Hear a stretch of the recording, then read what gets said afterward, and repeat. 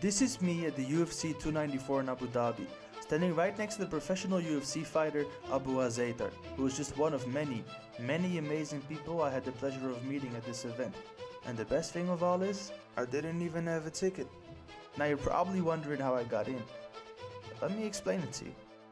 But before we get into this video, make sure to pineapple punch that like button if you do enjoy the story, and don't forget to share it with your friends as well if you think that they'll enjoy it. Thank you, and I hope you enjoy the story.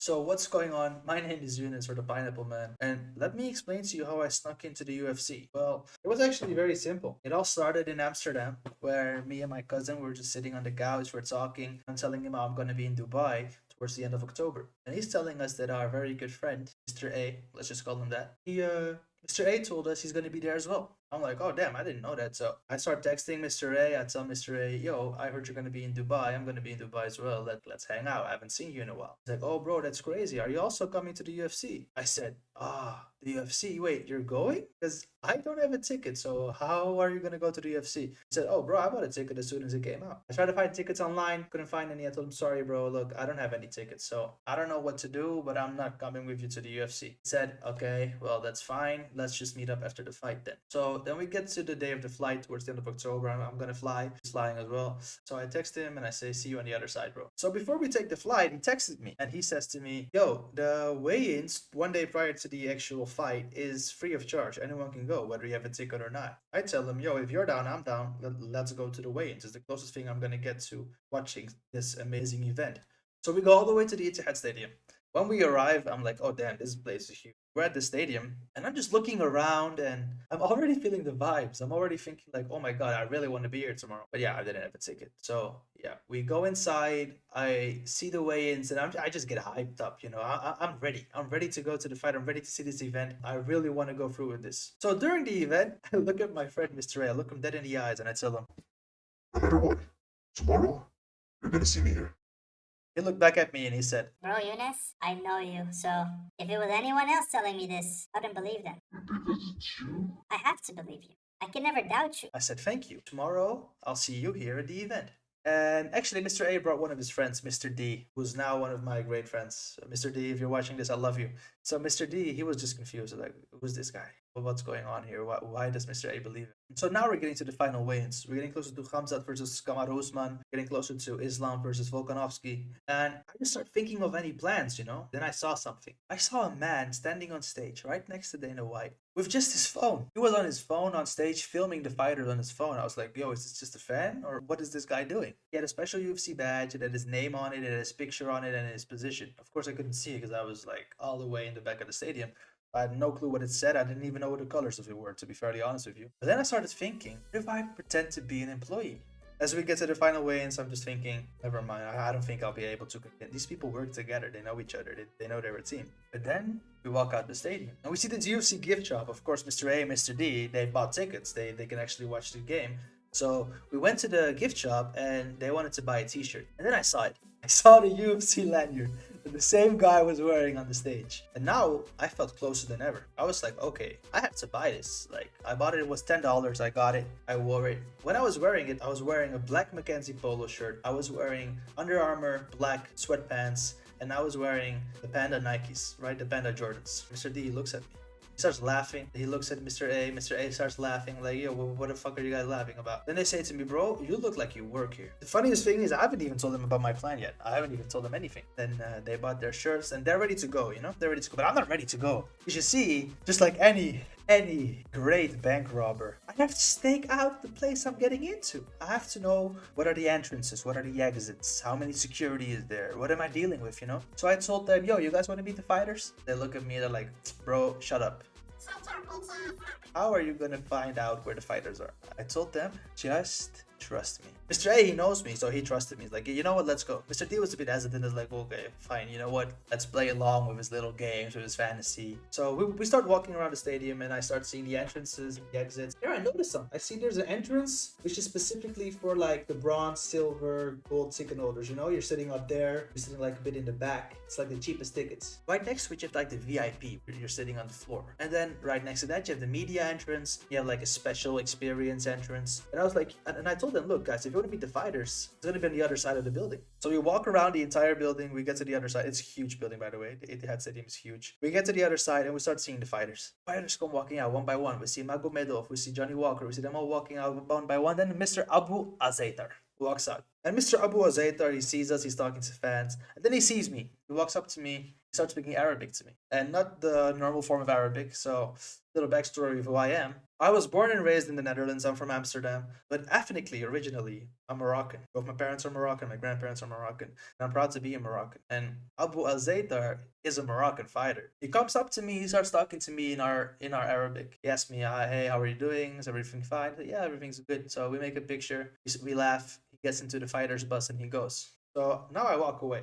And I tell my friends, guys, I'm telling you, tomorrow I'm going to be inside this building. I know the entrances now, and I know exactly how to get in. Mr. A, he sees me, he's like, yeah, bro, I believe you. Come on, man. You've said this now so many times, I believe you. So what's your plan? I said, just trust me. My plan is simple. You don't have to worry about it. So we get into the car, we drive back, we have something to eat. I go back to my hotel, they go back to theirs. I'm sharing a room with my little brother. Shout out to him, because I have to wake him up.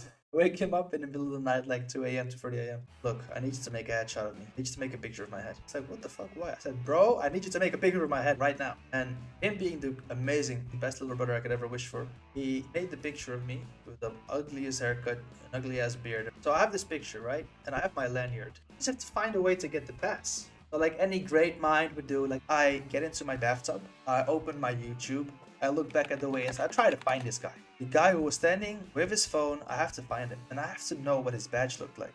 So I was looking at the same clip for an hour and I just couldn't find out what it looked like. So I was like, you know what? I just think it's black. At the top it says something to do with UFC. Your head is under in your position. F it. You know what? If I get in, I get in. If I don't get in, I don't get in. So I just start editing. I've never edited before in my life. I have no clue how this works. I don't know how to make a pass or whatever, you know?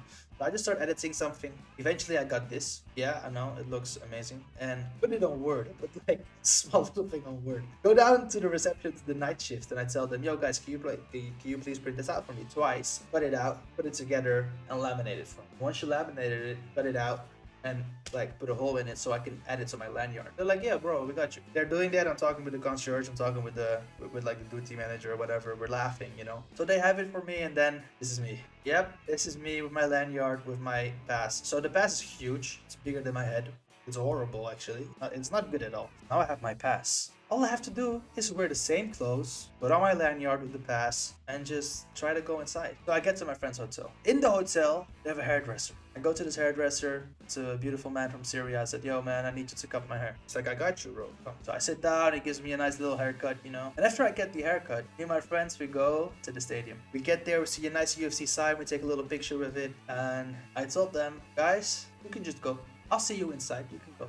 They were like, good luck, man. If it doesn't work, just let us know. After the fight, we'll go home together. Like, bro, don't worry. I'll see you. Yeah. So they go inside. I put on my lanyard. And hey, I'm social media team, baby. I have to pretend like I'm actually doing the social media shit, you know? So as the method actor I am, I see the first line of security. The first thing I do is I pick up my phone and I start recording. I start walking in a weird way. I start recording on my phone. I have my lanyard in my other hand just so that the security can see it. As you can see, the security, they stop these two guys with the white shirts. They ask them to show them like their ticket, you know? So I walk to the other guy. He sees me filming. He sees me like pointing at my pass and with my other hand. It's like, yeah, bro, you can come in. You're media team. Just come in. I'm like, oh my god. Oh my god, I'm in. So that's it. I just passed my first security. Then I look to the right. When I look to the right, it's like all security who has ever secured anything just came together and started securing the building. I was scared, you know. I see police. I see security. I'm like, I don't know what to do. What am I supposed to do? So I started stressing and stressing. I was like, bro, wait, you're Yunus. You're the pineapple man. What are you stressing about, bro? So I convinced myself that I actually worked there. I pulled myself together and I started acting. I started figuring something out. I was like, you know what? I'm a social media team, which means I'm in control of the UFC TikTok page and the UFC Instagram page. I can convince myself. I can convince anyone, right? I was standing in front of the security and I see some fans. So the best way to go about this, the best way to really, really embrace my role as a social media team of the UFC is to start talking to fans. So I just started filming people, asking them who they're supporting, asking them to root for someone, to just like, yeah, let's go, blah, blah, blah. And this is what came out of it. Yeah, I'm sorry, guys. You're not on the UFC channel. So I walked back to the security. Security says, oh, you're media, right? Just come in. I went inside the freaking building. Now, my plan was go inside the cheap cheapest ticket entrance. Meet up with my friends, sit down with them, laugh, watch the game. You know, that's it. End to the story. Nah, I walked to the VIP entrance, and it wasn't just VIP. No, it was VVIP. Okay, so I got there. I'm inside. I'm like, yes, finally done with security. Guess what? Another round of security. So if it's not broken, don't fix it. I started interviewing fans again on the inside, asking them questions, like asking them to root for someone, for one of the fighters. Security saw this. They were like, oh, you're media team, right? Just come in. So I walked in. That's it. I'm inside. No more security. I start texting my friends.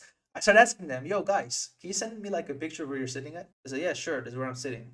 Then I saw myself on the picture, but I was so small they wouldn't recognize me. I said, yo, zoom in. You see the guy that's dressed all in black? Yeah, that's me. They were like, you're bullshitting, bro. I said, am I? Am I really bullshitting? So I said that in this video. Yeah, guys, that's where I was standing. My friends were flabbergasted. They were mind blown. They were like, how did this guy, this ugly son of a bitch, get to stand right next to the octagon? Well, I'll tell you how. I'm a great fucking actor. There's just one thing I'm good at. It's convincing people with something, you know? I convinced police and the security team of both the UFC and the Etihad Stadium that I actually worked there. Now I'm inside, I'm standing at the octagon. And honestly, I'm a method actor. I was so in my role, I was actually working. I was guiding people to their seats. I was helping them to the toilet, whatever. And I met someone, famous football player. For the Americans, you call it soccer. I met the famous football player, Kevin De Bruyne. He speaks Dutch. I speak Dutch. I'm like, yo, Kevin, how are you? I said it in Dutch. He's like, he was just looking at me, was sad. He walked away. I'm not allowed to take pictures with him because I'm working there. So, you know, I'm sorry, don't have a picture. But I do have a video of him walking away. This is him. So I'm working. You know, I'm getting tired. I don't want to walk anymore. I don't want to stand anymore. So what do? I go out and I go through the other entrance to go to my friends. I go up. I'm sitting with my friends up top. I got a free Red Bull because I work there. I'm sitting with my friends watching the first few fights, you know, before the main fight start. I'm sitting with my friends and I'm watching it from here. I was shocked, man. I was just sitting there with Mr. A, Mr. D. We're watching it. They're laughing. Their asses out. They're like, what the fuck? How did you manage to pull this off? I'm like, bro, I'm Eunice. I can do whatever I want. I'm the pineapple man, you know?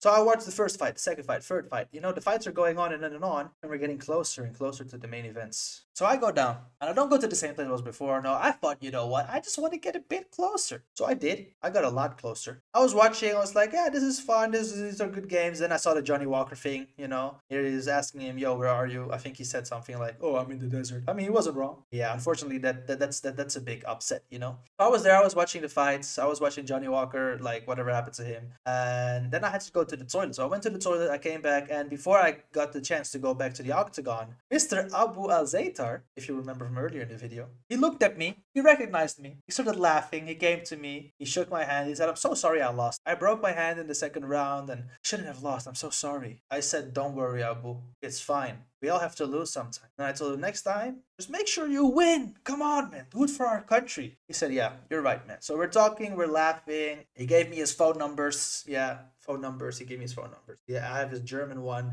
And I have his Emirati one from Dubai. We're laughing. I'm making a video with him. He's shouting out my cousins, you know. He was a good guy. It was fun to hang out with him. So then I just go and I watch the final two fights. And for those asking me, well, how close were you really? Well, you know the walkouts? Let me show you how close I was to the walkouts. Yeah, I was pretty damn close, guys. Fight to go on. I have now witnessed one of the greatest UFC events in history. And I've done this for free of charge. I paid no money. Okay, I paid $10 for the lanyard, of course, yeah, sure. But I've just witnessed islammakhachev knock out Alexandervolkanovski with the most beautiful kick to the head. Gorgeous. It was amazing. Khamzat, you could have done better, bro. I have to be honest, Khamzat. You could have done a bit better. But it's fine. It's fine. I don't mind. And you know what happened during the main event and after?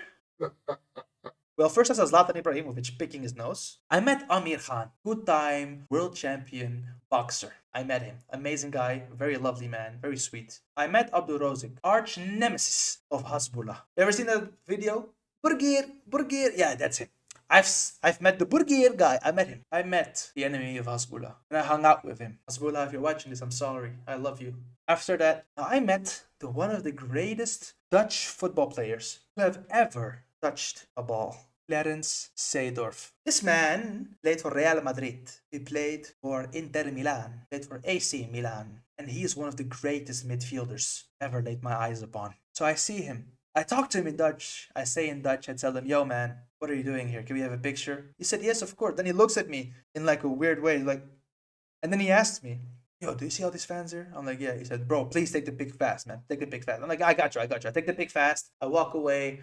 I see Magomedov. Magomedov doesn't speak a word of English. I see Magomedov. I say, Salam alaikum, akhi. This means, may peace be upon you, my brother. He says, wa alaikum salam. He says, may peace be upon you too. So we meet each other. I don't speak a word Russian. I have to be honest with you. I walk up to him. I say, picture, picture. He says, picture, picture. We take the picture. I laugh. I say, spasiba. This means thank you in Russian. I say, spasiba. He says, I don't know what he said. He said something. And then I said, das vidanya. This means goodbye. I walk away. Honestly, very nice guy. I loved my conversation with him. And then I was about to leave the stadium. Before I had the chance to leave the stadium, I met one of the greatest, one of the most amazing influencers of our lifetime. I met one of the most amazing people. I met Just Soul. Just Soul, if you don't know this man, I'm sorry, you've been living under some kind of rock, man. This guy has been dominating Instagram for years now. For years. Isn't that so funny? And he was just standing there like this. So I meet him, I laugh with him, I take a picture with him, and I'm gone. I meet up with my friends again. I meet up with Mr. A and Mr. D again. We look at each other. They start laughing their asses off. They start looking at me in disbelief. And they ask me, bro, how the... So they look at me and they say, bro, how in the world did you manage to get in one of the greatest events in history for only $10? I looked at them and I said, bro, didn't I tell you? Just trust me. And that's how I got in, guys. That's how I did it. I'm sorry I don't have a lot of footage. I don't have the best footage. I didn't even plan on making this video. I have to be very honest with you. I did not plan on making this video, but I did. Here I am. I made the video. Next time, I'm going to do some more crazy shit. Like, you can trust me. I've done a lot of crazy stuff in my lifetime, you know? I'm randomly going to random places in the world. I got a free train to Sweden. Like, I got my own sleeping cabin and everything. I'm gonna do a lot of crazy stuff. I'm gonna be focusing on doing some crazy stuff too. Do crazy stuff involving strangers, involving sneaking into places. I'm gonna make a lot of different videos and I'm gonna go crazy, guys. I promise you I'm gonna be on the YouTube grind and you're gonna love my videos. I guarantee it. So just make sure that you like, make sure that you comment, and make sure that you subscribe. And I'll make sure that if this video gets some traction, if you guys actually like what I've done here, if you guys want to see me do more like insane stuff, like crazy stuff, please watch this video, share the video. I'm gonna go to North Korea. I'm gonna meet Kim Jong-un. I'm gonna have a tea with him. I'm gonna have a full interview with him on this YouTube channel. I promise you, that's my goal. That's my goal, guys. So thank you guys so much for watching. It was honestly one of the greatest things I've ever done in my life. And keep in mind, I only had like a few hours of preparation in the middle of the night. So yeah, thank you guys so much and see you next time.